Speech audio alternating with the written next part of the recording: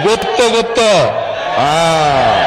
তাদেরকে গত 16 বছর আমরা দেখি নাই।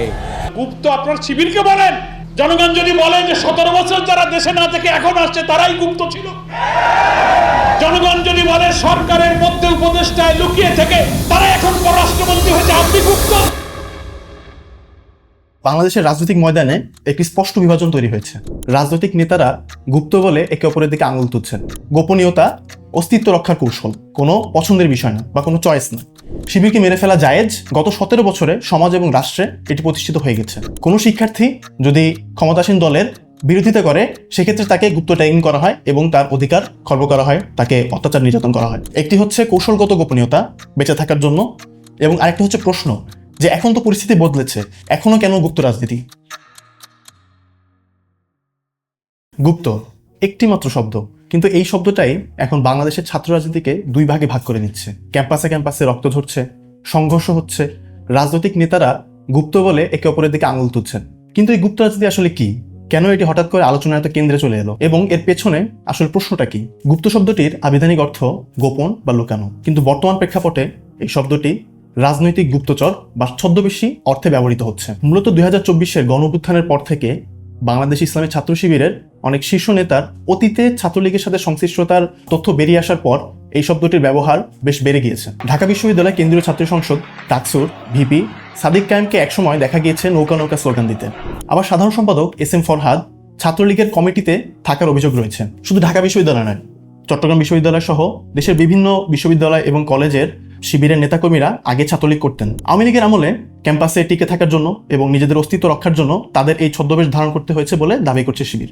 তবে সমালোচকদের বক্তব্য এটা কেবলমাত্র টিকে থাকার কৌশল নয়, বরং ছাত্র শিবিরের নেতাকর্মীরা ছাত্রলীগের ছদ্মবেশ ধরে ছাত্রলীগের মতো বিভিন্ন অন্যায় এবং সন্ত্রাসী কর্মকাণ্ডে জড়িয়ে পড়েছিল এবং এজন্যই তাদেরকে গুপ্ত বলে আখ্যা দেওয়া হচ্ছে। ছাত্রদলের অভিযোগ হলো বাংলাদেশ ইসলামী ছাত্র শিবির তাদের নেতৃত্ব লুকিয়ে রাজনীতি করে। তাদের বিভিন্ন বিশ্ববিদ্যালয়ের হল কমিটিতে কারা আছে সেই সম্পর্কে কিছু জানা যায় না। তারা সাধারণ শিক্ষার্থীর ছদ্মবেশ ধরে বা সাধারণ শিক্ষার্থীদের নাম ব্যবহার করে তারা সংগঠন পরিচালনা করে। এই গুপ্ত শব্দটিকেই ঘুরিয়ে দাঁড় করিয়েছেন বাংলাদেশের শীর্ষ রাজনৈতিক নেতারা। ত্রয়োদশ জাতীয় সংসদ নির্বাচনের আগে বিএনপির চেয়ারম্যান এবং বর্তমান প্রধানমন্ত্রী তারেক রহমান একটি জনসভায় প্রকাশ্যে বলেন, যারা এসে বিভ্রান্তিমূলক কথা ছড়াবে তাদের একটাই নাম, তারা হচ্ছে গুপ্ত। কারণ তাদেরকে গত 16 বছর আমরা দেখি নাই। অন্যদিকে জামাতের সেক্রেটারি জেনারেল মিয়া গোলাম পারোয়ার দাবি করেছেন, গুপ্ত আপনার শিবিরকে বলেন। জনগণ যদি বলে যে 17 বছর যারা দেশে না থেকে এখন আসছে তারাই গুপ্ত ছিল। তাই বাংলাদেশের রাজনৈতিক ময়দানে একটি স্পষ্ট বিভাজন তৈরি হয়েছে। বিএনপি ছাত্রদল বলছে যে তোমরা, অর্থাৎ শিবির, তোমরাই গুপ্ত, কারণ তোমরা নিজেদের পরিচয় গোপন করে অন্যায় কাজ করছো। অন্যদিকে জামাত শিবির দাবি করছে যে তোমরাই, অর্থাৎ বিএনপি বা ছাত্রদল, তারাই হচ্ছে গুপ্ত, কারণ স্বৈরাচারের সময় তারা দেশ থেকে পালিয়েছিল। ছাত্রদলের সভাপতি রাকিবুল ইসলাম রাকিব অভিযোগ করেছেন যে বিভিন্ন শিক্ষা প্রতিষ্ঠানে ছাত্র শিবিরের 2 বা 5 সদস্যের কমিটি থাকলেও তারা সাধারণ শিক্ষার্থীর নাম ব্যবহার করে মব বা গণপিটুনির মতো অবস্থা তৈরি করছে। অন্যদিকে শিবিরের পক্ষ থেকে যুক্তি হলো যে গত 17 বছরে আওয়ামী লীগের শাসনামলে প্রকাশ্যে শিবির করার অর্থ হলো জীবনের ঝুঁকি নেওয়া। তাই এখানে গোপনীয়তা অস্তিত্ব রক্ষার কৌশল, কোনো পছন্দের বিষয় না বা কোনো চয়েস না। ডাকসু সদস্য সর্বমিত চাকমা এই বাস্তবতা স্বীকার করে বলেন যে শিবির কর্মী সমাজে হত্যাযোগ্য প্রাণ।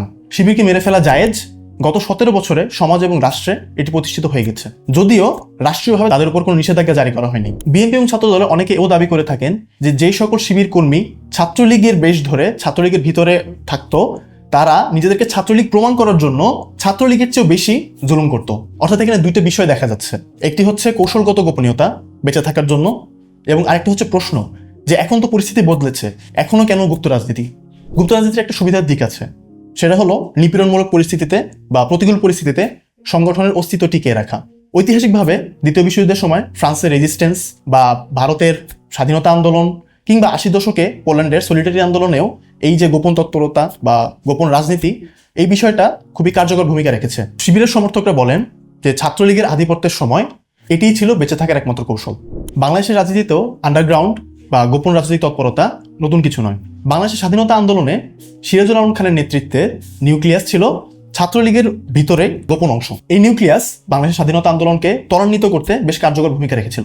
এছাড়া বাংলাদেশের সর্বহারা পার্টি এবং গণবাহিনীর মতো সশস্ত্র বামপন্থী সংগঠনগুলো গুপ্ত রাজনীতির সাথে যুক্ত ছিল। 1941 সালে জামাত ইসলামী প্রতিষ্ঠার পর এ পর্যন্ত সংগঠনটি 5 বার নিষিদ্ধ হয়েছে।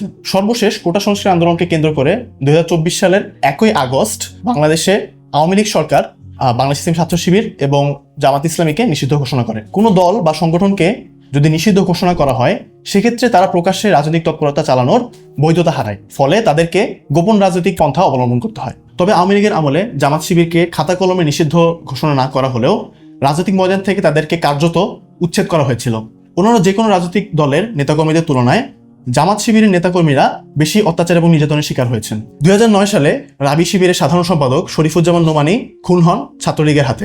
2012 সালের 8 ফেব্রুয়ারি চট্টগ্রাম বিশ্ববিদ্যালয়ে খুন হন শিবিরের 2 নেতা মুজাহিদুল ইসলাম এবং মাসুদ বিন হাবিবকে প্রকাশ্য দিবালোকে কুপিয়ে হত্যা করে ছাত্রলীগ। এমন পরিস্থিতিতে নিজেদের অস্তিত্ব টিকিয়ে রাখতে গুপ্ত রাজনীতি শুরু করে শিবির। কিন্তু গুপ্ত রাজনীতির ক্ষেত্রে সমস্যার জায়গা মূলত 3টি। প্রথমত, এক্ষেত্রে সংগঠন বা দলের স্বচ্ছতা এবং জবাবদিহিতা থাকে না। সাধারণ শিক্ষার্থীদের ব্যানারে যখন কোনো দলীয় কর্মসূচি বাস্তবায়ন করা হয়, সেক্ষেত্রে এর দায়ভার সংগঠনের ঘাড়ে পড়ে না, বরং পুরো স্টুডেন্ট বডি এর ভুক্তভোগী হয়। এতে করে দল সকল প্রকার জবাবদিহিতা থেকে পার পেয়ে যায়। দ্বিতীয়ত, যারা গুপ্ত রাজনীতি করে তাদের দলীয় পরিচয় স্পষ্ট না থাকার কারণে সকল সাধারণ শিক্ষার্থী মূলত যারা ক্ষমতাসীন ছাত্র সংগঠন আছে তাদের টার্গেটে পরিণত হয়। কোনো শিক্ষার্থী যদি ক্ষমতাসীন দলের বিরোধিতা করে, সেক্ষেত্রে তাকে গুপ্ত ট্যাগিং করা হয় এবং তার অধিকার খর্ব করা হয়, তাকে অত্যাচার নির্যাতন করা হয়। তৃতীয়ত, গুপ্ত রাজনীতি বিপ্লবী সংগঠনগুলোর কৌশল। তারা বিদ্যমান ব্যবস্থা বিরোধী, এজন্য নিরাপত্তার স্বার্থে তাদেরকে গোপনীয়তা অবলম্বন করতে হয়। কিন্তু বাংলাদেশে বিদ্যমান ছাত্র রাজনৈতিক দলগুলোর প্রায় কোনোটি বিপ্লবী আদর্শে বিশ্বাসী না, তারা গণতন্ত্রে বিশ্বাসী এবং এই গণতান্ত্রিক ব্যবস্থার মধ্যেই তারা রাজনীতি করে এবং করতে চায়। তাই প্রকাশ্য গণতান্ত্রিক রাজনীতির কথা বলে গণতন্ত্র বিরোধী সংগঠনগুলোর কৌশল অবলম্বন করা জনপরিষদে তাদের গ্রহণযোগ্যতাকে প্রশ্নবিদ্ধ করে। এটা অস্বীকার করার উপায় নেই যে 2014 সালের ভোটারবিহীন নির্বাচনের পর ক্যাম্পাসগুলোতে ছাত্রলীগ কেবল বাম রাজনৈতিক দলগুলোকে সীমিত পরিসরে রাজনীতি করার সুযোগ দিয়েছিল এবং ঢাকার বাইরে যে রাজনৈতিক দলগুলোকে ছাত্রলীগ নিজেদের জন্য হুমকি মনে করেছিল, সেগুলোকে একেবারে রাজনীতি করতে দেয়নি। ক্যাম্পাসে প্রকাশ্য রাজনীতি করা তো দূরের কথা, যদি কারো ফেসবুক স্ট্যাটাস বিদ্যমান যে রাজনৈতিক দল আছে বা ক্ষমতাসীন যে রাজনৈতিক দল আছে তাদের বয়ানের বিরুদ্ধে যায়, সেক্ষেত্রে তাদেরকে পিটিয়ে জখম করা, আত্মহত্যা করে ফেলা, ক্যাম্পাস থেকে বের করে দেওয়া, পুলিশে ধরিয়ে দেওয়া, এসব উদাহরণ আমরা দেখেছি। এর পাশাপাশি আমরা দেখেছি যে ভারত বিরোধী পোস্ট দেওয়ার কারণে শিবির সন্দেহে বুয়েটের আবরার ফাহাদকে পিটিয়ে হত্যা করার ঘটনা।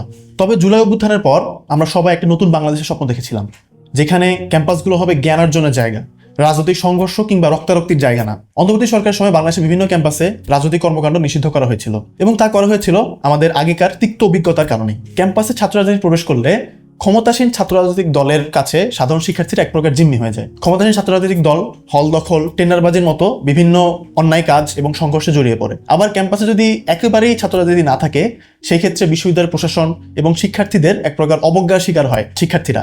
সেক্ষেত্রে করণীয় কি? এর একটি সমাধান হতে পারে যে শিক্ষার্থীদের প্রত্যক্ষ ভোটে রাজনৈতিক ছত্রছায়ার বাইরে শিক্ষার্থীদের একটি ছাত্র সংসদের মাধ্যমে ছাত্র প্রতিনিধি নির্বাচন করা। আর যেসব ক্যাম্পাসে দলীয় ছাত্র সংগঠন থাকবে, সেখানে তাদের প্রকাশ্যে পূর্ণাঙ্গ কমিটি ঘোষণা করতে হবে।